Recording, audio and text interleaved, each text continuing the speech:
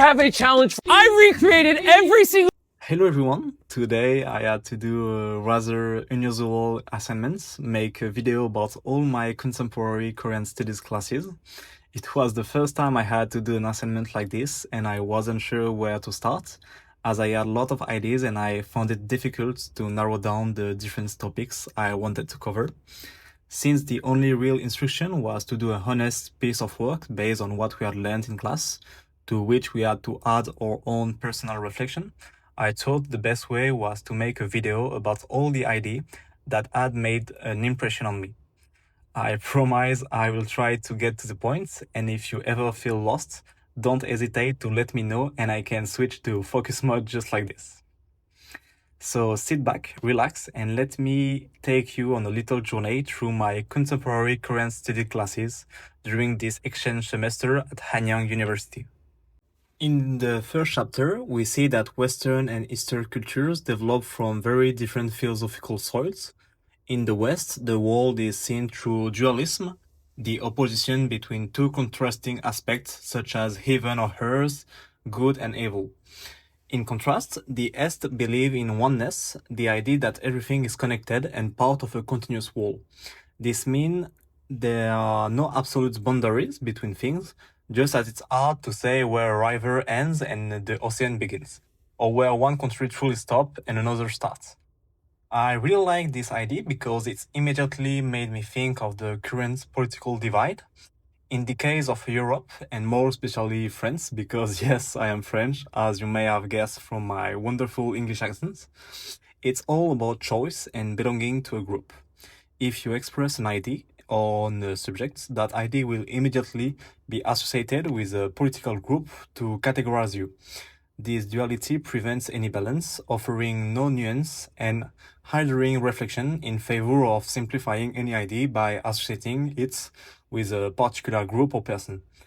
Ultimately, many people end up feeling that they must necessarily choose one side or the other, and this mentally prevents any compromise or balanced solution to complex problems.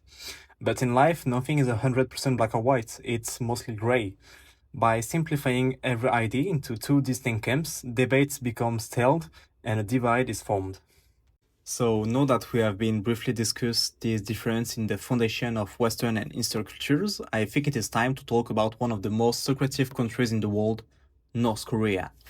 As a good Frenchman, for me North Korea is just a country ruled by a dictator who possesses the nuclear weapons, but the reality is a little more complicated than that.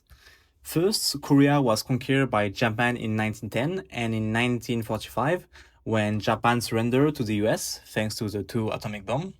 Japan was not divided like Germany, but Korea was split in two along the 38th parallel, based on the National Geography map by two American officers, and no Korean was consulted, cutting a 5,000-year-old nation in half. In 1915, North Korea, supported by China and the USSR, declared war on South Korea, who was supported by the US. In 1953, an armistice was signed, the border between the two Koreas remained unchanged, and 3 million people died for nothing.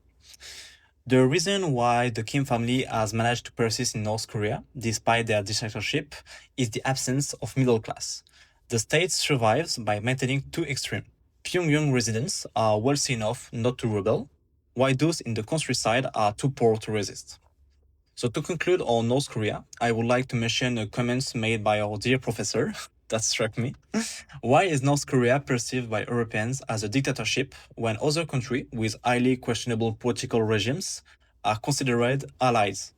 Is it the lack of strategic interest in North Korea on the part of the Western country that has led them to make its scapegoats, whereas other countries with similar systems but vital resources to offer are considered partners? I will leave you to decide.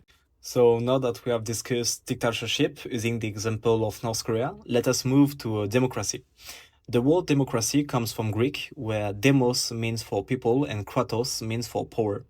A democracy is therefore government of the people, by the people and for the people.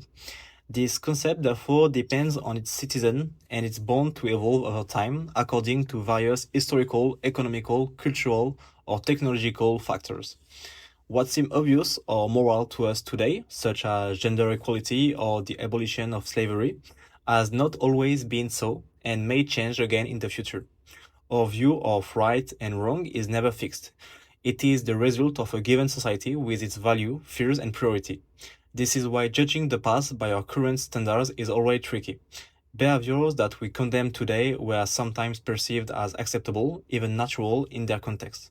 Understanding this evolution does not mean excusing the injustice of the past or failing to recognize the great advances that have been made, but rather realizing that societies change and that our certainties today may just be one more step in the transformation.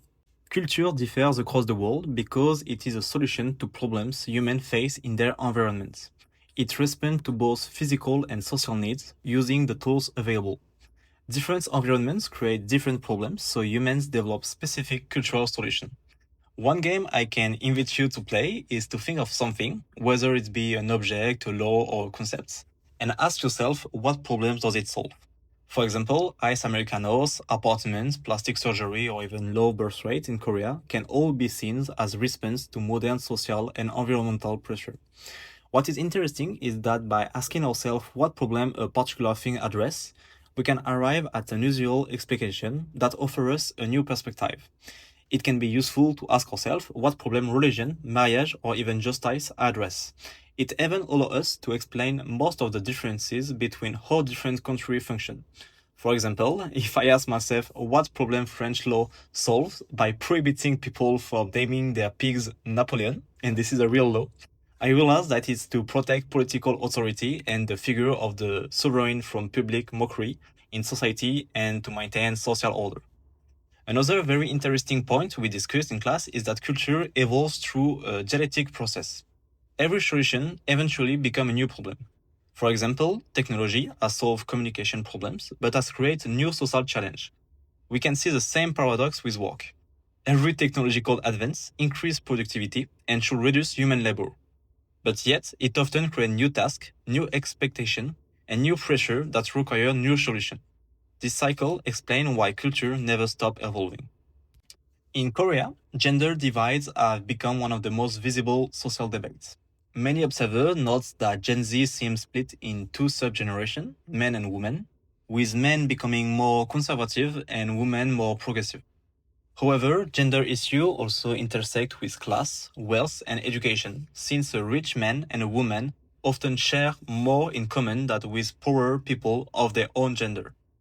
In this sense, gender is not an isolated cultural issue, but part of a larger system of inequality. The tension we see are not only about men versus women, but about how young people navigate economic pressure, job insecurity, and the high cost of living. Gender becomes the visible surface of a deeper structural problem.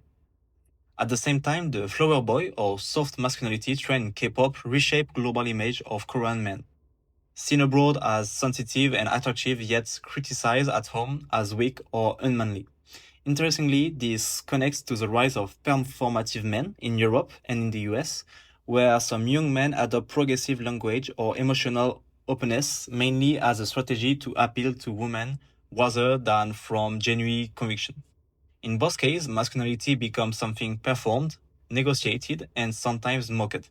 It shows how gender norm can shift, not only because men change their behavior, but also because social pressure and romantic expectation create new incentive to appear a certain way.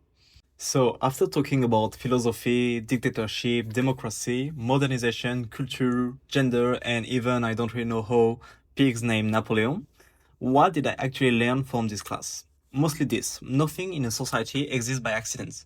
Every tradition, every conflict, every strange habit, even ice Americanos in winter, tries to solve a problem. And once the problem is solved, a new one appears. Korea just makes this cycle more visible because everything here moves incredibly fast, from the culture to the economy and all the way down to the subway. This course helped me to understand Korea, but also helped me see my own country with new eye. It showed me that instead of judging what feels weird, it's more interesting to ask why it exists. And honestly, once you start asking that question, the world becomes way more fascinating and sometimes funnier than expected.